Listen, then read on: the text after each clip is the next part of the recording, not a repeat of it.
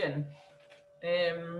Existen métodos, como les conté, de cuantificación generales, como son la medida de absorbancia a 280 nanómetros. Para esto tengo que contar con un espectrofotómetro que me permita trabajar en el UV. Esto sí es un equipo que es razonablemente accesible y que tenemos en la mayoría de los laboratorios. Y este tipo de equipos que tienen una lámpara que emite luz UV, trabajan con un monocromador y bueno, ya saben lo que es un espectrofotómetro. La luz que incide interacciona con la muestra y la luz transmitida es la que medimos en el detector.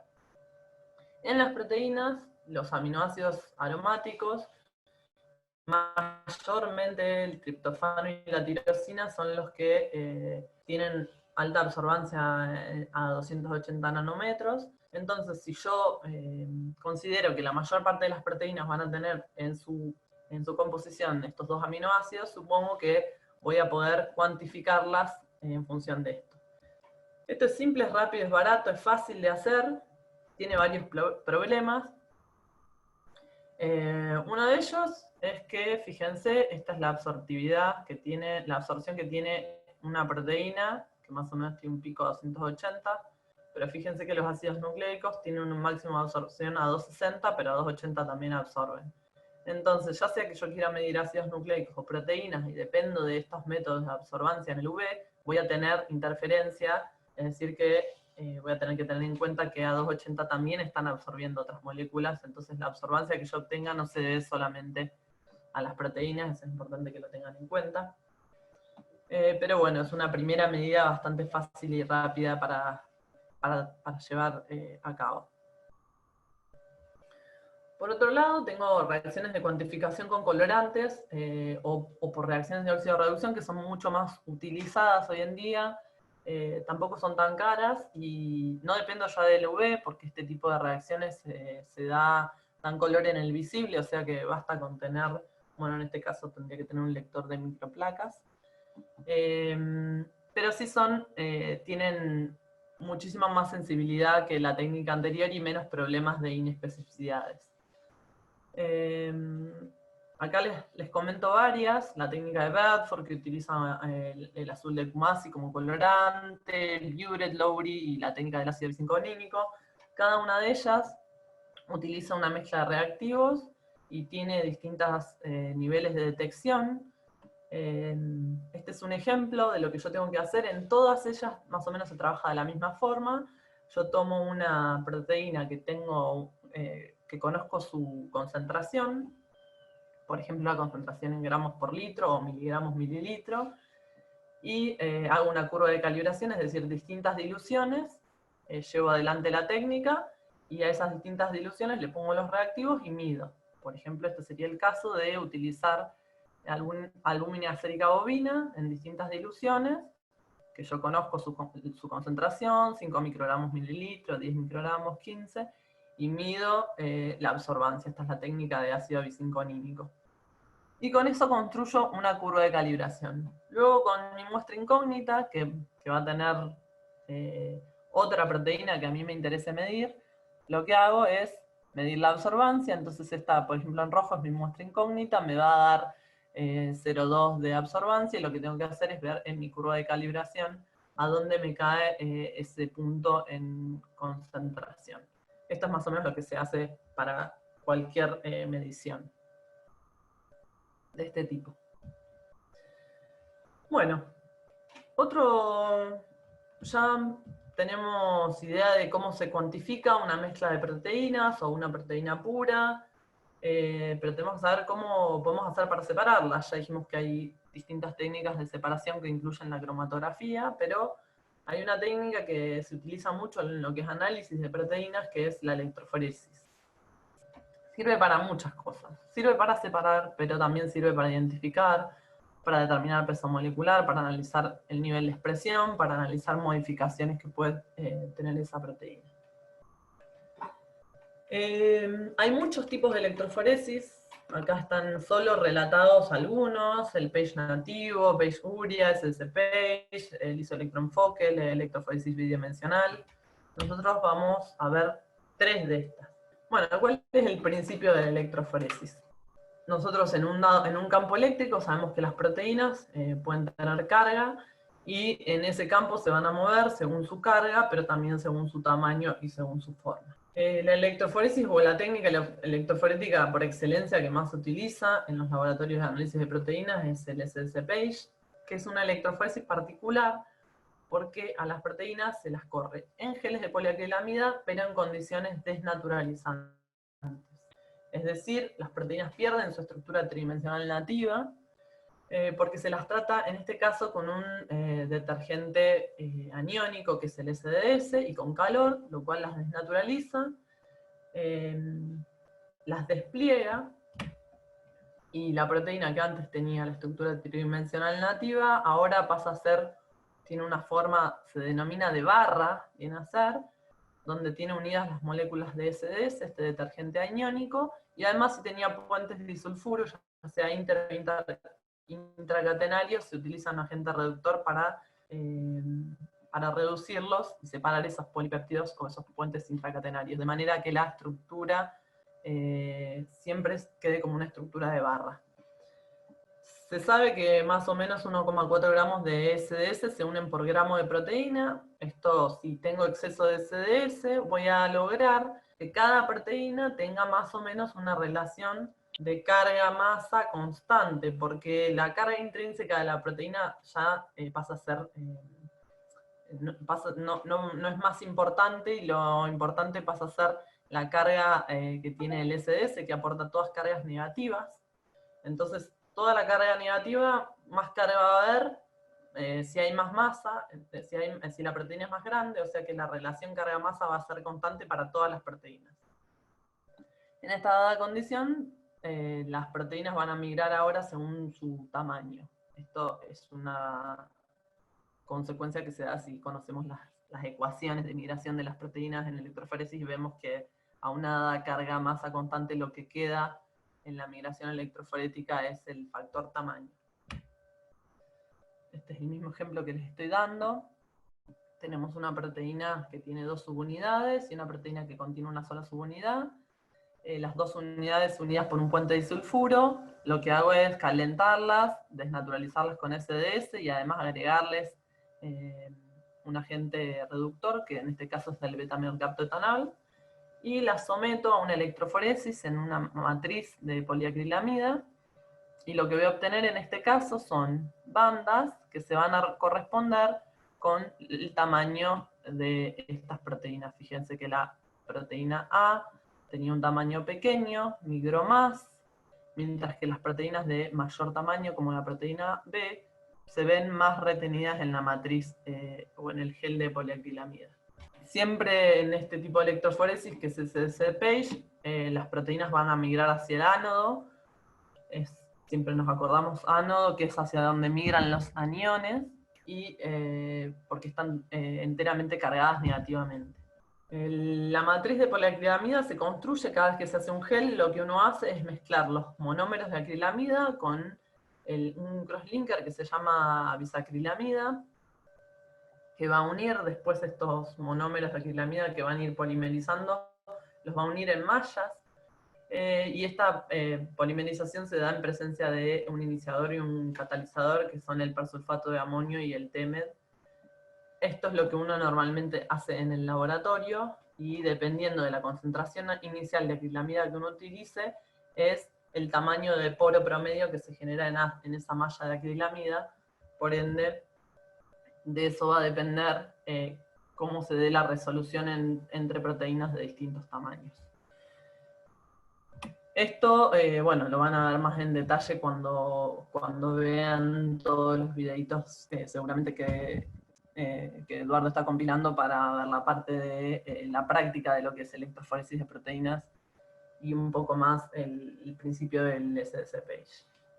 Por otro lado, tengo otra técnica que en realidad se las comento rápido porque no voy a seguir hablando de esto, pero la desnaturalización por SDS no es la única forma que podemos desnaturalizar las proteínas. En este caso se las desnaturaliza con otro agente que se llama, un agente caotrópico que se llama, que es la urea. La urea a muy altas concentraciones, como entre 6 y 8 molar, desnaturaliza las proteínas, pero no les modifica su carga intrínseca. Por lo tanto, si yo desnaturalizo las proteínas, todas tienen la misma forma de desnaturalizada como de estructura abierta, pero cada una tiene sus cargas nativas y las someto a un campo. En este caso las proteínas van a migrar hacia el cátodo, hacia el ánodo, según su carga intrínseca. Y se utiliza esta técnica bastante para estudiar modificaciones en proteínas. Bueno, ¿cómo hago una vez que ya hice la corrida electroforética para visualizar las proteínas que van a estar en esta malla o en este gel, después que van a haber corrido? Como dijimos, van a separarse según su tamaño. Y bueno, las técnicas más sencillas son la tinción con colorantes, por ejemplo el Kumasi les permite detectar, tiene bastante sensibilidad, entre 8 y 25 nanogramos por banda, mientras que hay otras técnicas mucho más sensibles que les permiten detectar, como la tinción por plata, hasta 0,5 nanogramos de proteína en cada una de las bandas. Por supuesto es más compleja, es más cara, pero también es bastante accesible. Por otro lado, existen otras técnicas como por ejemplo colorantes fluorescentes que permiten detectar hasta muy alta sensibilidad también proteínas, y otras tinciones que son específicas a veces, que directamente solo van a ser utilizadas para revelar geles en donde me interesa ver únicamente, por ejemplo, proteínas glicosiladas, o hay otras técnicas de revelado en las cuales yo únicamente quiero ver en ese gel o visualizar cuáles son las proteínas que tienen tal o cual actividad enzimática. Esas son algunas visualizaciones bastante específicas. Este es un ejemplo de tinción con Kumasi. Fíjense que se ven las bandas. En general se usa un marcador de peso molecular, que son bandas de tamaño conocido, y después están las muestras que yo corro, que en este caso son estas de acá, y en esas muestras van a aparecer muchas bandas, como por ejemplo acá, o puede aparecer una sola banda. Es una variante bastante simple que muchas veces, dependiendo de cómo se hace, no requiere ni distinción ni fijación, pero sí no es de las más sensibles. Este es un ejemplo de la tinción con plata, así es como se ve. Este es el marcador de peso molecular. Como les conté, el peso molecular de las proteínas acá está expresado en Dalton, o sea que son 97.000 Dalton. Es una proteína bastante grande, mientras que las proteínas más chicas acá tienen cerca de 20.000 Dalton. Y un lisado celular, cada una de estas banditas van a ser proteínas de las bacterias. Fíjense que hay en todo el rango de pesos moleculares. Es muchísimo más sensible que el Kumasi, pero bueno, como les dije, un poquito más complicado de hacer. Bueno, y una de las aplicaciones que tiene esta técnica, que es una técnica de análisis de proteínas o de mezclas por excelencias, es la determinación del peso molecular de una proteína. ¿Y cómo se hace esto? Tengo, por ejemplo, un gel en el cual corro los marcadores de peso molecular. Como les dije, la electroforesis ahora va a ser dependiente del tamaño de estas proteínas. Y una proteína incógnita que no conozco su peso molecular, la corro en las mismas condiciones en el mismo gel. Si yo grafico el logaritmo de la masa molecular de estas proteínas versus su migración relativa, que la hago midiendo desde el punto donde inicia la corrida hasta el punto donde veo la proteína, esa es la migración relativa de esta, y así, me va a dar una recta. En esta recta lo que tengo que hacer es, una vez que tengo mi proteína incógnita corrida, ver cuál es su migración relativa, y de ahí evaluar cuál sería su peso molecular estimado según esta técnica. No es la técnica que más se usa para esto porque no es tan exacta, porque la migración no siempre es tan perfecta en las proteínas en relación con esta recta, pero se usa como una aproximación bastante. Por lo menos para saber si yo, por ejemplo, estoy haciendo expresión de una proteína, imagínense. Y yo sé que mi proteína, porque yo la cloné, la puse en una bacteria, etcétera, la quiero expresar, sé que tiene, no sé, 40 kilodalton. Y me da una banda de 20, porque la visualizo a mi purificación en un gel. Bueno, más o menos con esta técnica puedo ver si está en 20 o en 40, sí, me voy a dar cuenta y voy a ver, no, bueno, algo está pasando, no tiene 40, tiene 20, capaz que se degradó por la mitad, capaz que no se expresó completa, entonces es una técnica muy fácil para darme cuenta de ese tipo de cosas. Acá viene una más linda, que es la de electroforesis bidimensional. La electroforesis bidimensional es otro tipo de herramienta de separación de proteínas, un poco más poderosa, porque no solamente separa en función del tamaño, sino que también separa en función del punto isoeléctrico, o sea que ya tengo dos variables. Si volvemos acá, por ejemplo, un gráfico de una electroforesis común, de una sola dimensión, que separa por, vamos a decir, la dimensión tamaño, imagínense que estas no son todas las proteínas celulares. ¿Qué quiere decir? Que en cada una de estas bandas pueden haber varias proteínas. O sea, si acá cuento debo tener, no sé, 50, 100 bandas, pero no hay solamente 100 tipos de proteínas. Cada una de estas bandas puede estar representando a más de una proteína que tiene el mismo peso molecular. Entonces, si yo agrego una dimensión de separación, puede ser que llegue a un grado de separación mayor. En este caso, en el isoelectroenfoque, lo que separa es las proteínas en función de su punto isoeléctrico. El punto isoeléctrico es el pH, la cual la proteína tiene una carga neta de 0. A un pH menor, la carga neta de la proteína va a ser positiva, y a un pH menor, un pH mayor, perdón, la carga neta de esa proteína va a ser negativa. Entonces, esta es una tabla, por ejemplo, donde hay puntos isoeléctricos de proteínas conocidas. Desde la pepsina, que es una proteína muy ácida, es decir, que tiene un punto isoeléctrico muy bajo, hasta otras que tienen puntos isoeléctricos altísimos, como la lisozima, que tienen, son proteínas que se las denomina básicas. ¿Qué pasa en el isoelectroenfoque? Lo que se arma es un gradiente en el cual pequeñas moléculas que se llaman anfolitos, que tienen una capacidad buffer cerca de su punto isoeléctrico, se usan para generar un gradiente de pH. Entonces, en ese gradiente de pH voy a colocar la muestra, que son las proteínas, cargadas con su carga intrínseca nativa, y voy a someterlas a un muy alto voltaje, estas proteínas se van a empezar a mover, ya sea hacia el cátodo o hacia el ánodo, dependiendo de la carga que tengan, hasta que alcancen su punto isoeléctrico, o sea que su carga neta sea de 0, como está ejemplificado acá.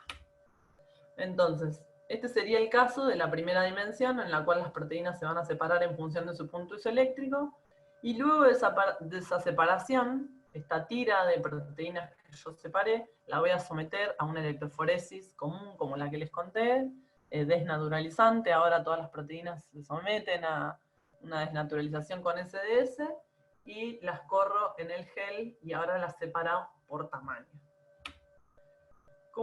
Bueno, para esto tengo que tener equipos, como les contaba antes, dependiendo de cada de las capacidades que tiene un laboratorio. En este caso no son tan baratos, pero relativamente accesibles. Acá esta tira es una tirita de plástico que tiene todos esos anfolitos que yo les conté embebidos en un gel. Ahí cargo la muestra, y acá esas tiritas las voy a someter a estos ciclos de alto voltaje para que se separen esas proteínas. Una vez que se separaron, en este gradiente de pH, que dependiendo de qué anfolitos use, el gradiente de pH puede tener distintos extremos, en este caso de 3 a 10. Y fíjense que de nuevo hay proteínas que van a tener el mismo punto isoeléctrico, aproximadamente van a terminar en el mismo lugar. Pero si yo ahora esas proteínas las separo en una electroforesis de CDC-Page, voy a lograr una mayor separación. Bueno, este es un ejemplo de un gel bidimensional revelado con azul de Kumasi, igual que lo que habíamos visto antes, en donde cada uno de estos puntitos representa una proteína. Entonces, esto es un lisado también bacterial, donde vemos ahora, no sé cuántos puntitos se verán, pero 500 tranquilamente podemos llegar a ver. Cada uno representa prácticamente una única proteína, ¿sí? Existe la posibilidad de que haya dos proteínas que tengan exactamente el mismo punto eléctrico y el mismo tamaño, pero es mucho menor que tengan el mismo tamaño o que tengan el mismo punto eléctrico. Así que es una técnica mucho más poderosa de separación. Lo que les quería contar acá, por ejemplo, tengo una proteína y yo más o menos puedo determinar cuál es su masa molecular y aproximadamente en la escala de puntos eléctricos, si yo estoy de 4 a 10 y es una escala lineal, estaremos más o menos acá dentro de un punto eléctrico cercano a 5, por ejemplo. Estamos en este esquema que yo les dije que era un ejemplo de enriquecimiento de proteínas, que ya hicimos una cromatografía, por ejemplo, y pues, sabemos cómo se cuantifican las proteínas después o antes de la cromatografía, cómo se evalúa una cromatografía por SSPage. Y ahora vamos a pasar a la fase siguiente, que es qué hago después con ese gel para qué me sirve.